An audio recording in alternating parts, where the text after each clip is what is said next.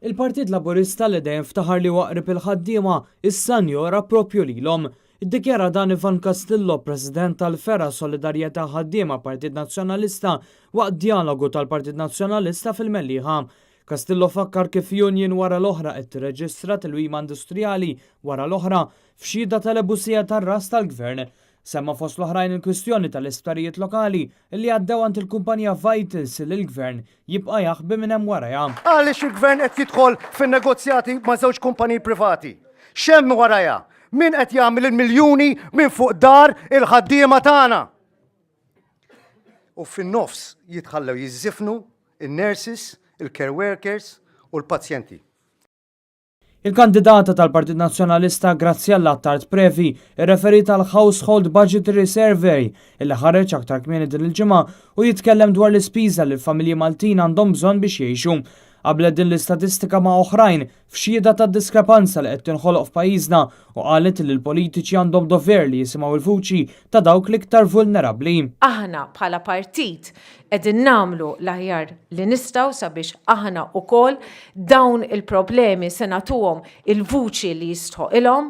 Iwedet li l-Partit Nazzjonalista se jaħdem bisħieħ fis-settur soċjali anke billi jippreżenta diversi miżuri li jżidu dħul tal-familji l-aktar fil-bżonn. It-tabib Herman Farrugia fakkar kif il-Partit Nazzjonalista investa fil-mediċina preventiva tal-kanċer kif ukoll screening b'xejn minn barra sensiela ta' inizjattivi oħra.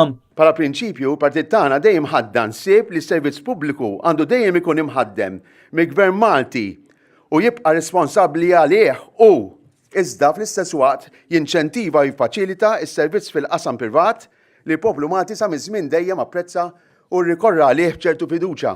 Iżdissa nota kif kumpaniji privati ħaddu għal kollox b'esklusività u fit-tul għal kważi seklu sħiħ l-isptarijiet privati f'Malta. Dan waqt li Justin Xkembri wkoll kandidat tal-Partit Nazzjonalista wieħed li l-Partit Nazzjonalista jrid ikun l-aġent li jġib il-bidla u se jkun qed jieħu azzjoni u mhux biss jitkellem dwar diversi kwistjonijiet li għaddejjin bħalissa f'pajjiżna. U tkellem dwar l-istudenti, b'mod speċjali dawk tal-Emkast li jinsabu f'limbu ma jafux se jiġri minnhom hekk kif huma maqbuda f'nofs kwistjoni bejn l-Emkast u l-MUT. Dan fil-waqt li l-Ministru tal-Edukazzjoni Evarist Bartolo ħasel idejh mis-sitwazzjoni. Litteralment allura għandna istituzzjoni tant importanti bħal dik illi hija mmexxija minn litteralment pupazzi ta' gvern illi ma jinteressax miż-żgħażagħ illi jridu jmexxu il-pajjiżna l-qudiem. U qal li l-Gvern għandu jinvesti f'dawk li fil-futur irridu jkunu huma li jmexxu lil pajjiżna.